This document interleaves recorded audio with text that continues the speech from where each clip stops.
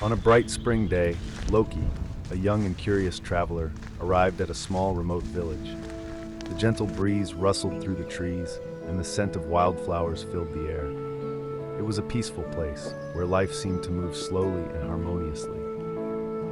After days of walking, Loki was looking for a place to rest and gather some information about his quest.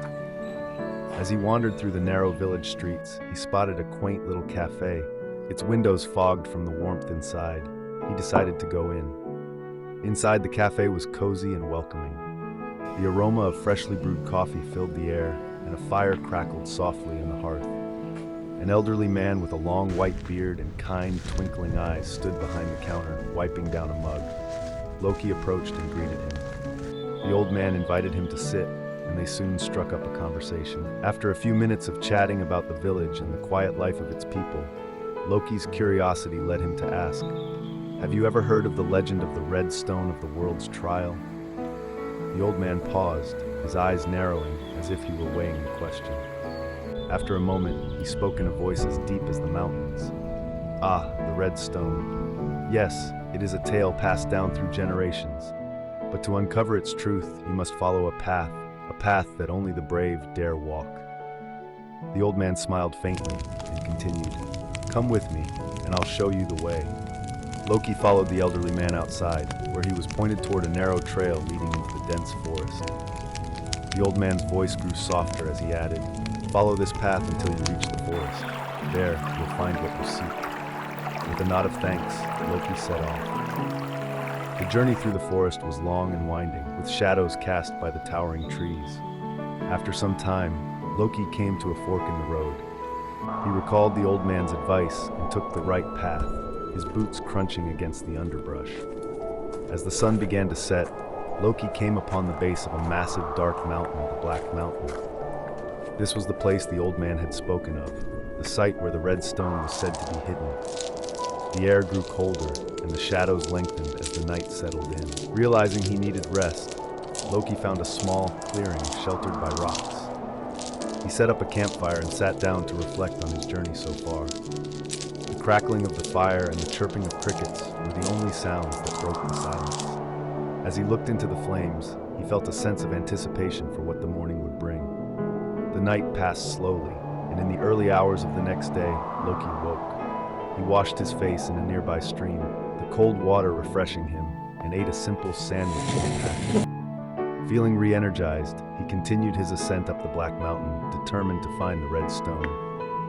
Suddenly, just as he was nearing the summit, a ghostly figure appeared before him. The spirit was tall, its form translucent and shimmering in the dim light with eyes that glowed like twin sapphires. It spoke with an eerie, rustling voice. "If you wish to pass, you must first defeat me in a game of chess." Loki, who had always been quick-witted and fond of challenges, accepted without hesitation. The game began. Each move was deliberate, each strategy carefully considered. After what felt like an eternity, Loki made the final move and won the game. The spirit, nodding in approval, extended its hand to Loki. "You have passed the test. Go now and find your way."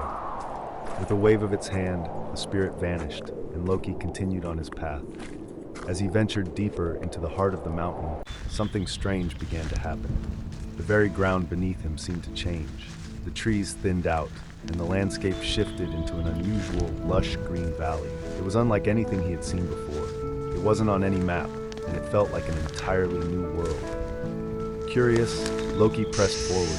The grass underfoot was soft, and the air was fresh and fragrant with wild herbs. But as he ventured deeper into the valley, he heard a faint rustling sound, a sound that grew louder with each step.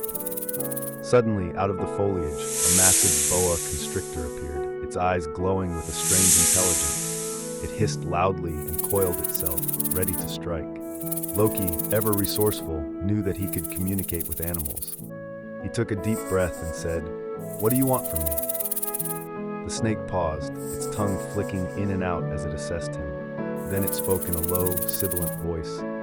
"If you wish to find the red stone, I can guide you. Follow me, and I will show you the way." Trusting the snake, Loki followed it through the dense underbrush until they reached a clearing. There, in the center of a circular patch of bare earth, stood a pedestal made of weathered wood. On top of the pedestal was the red stone glowing faintly in the soft sunlight. Loki approached it with a sense of awe and wonder. He carefully lifted the stone and placed it into a small wooden box he had brought with him. Holding the box close to his chest, he looked around the strange landscape, a feeling of accomplishment filling his heart. He pulled out the map the old man had given him and studied it closely. His next destination was clear, but a new question lingered in his mind. What does Loki have planned next? Where will his journey take him from here, and what dangers might lie ahead? The story of Loki is far from over. What lies ahead for him on this mysterious journey? Will he face new trials, or will he uncover even deeper secrets hidden within the world's trials? Only time will tell, as his adventure continues to unfold.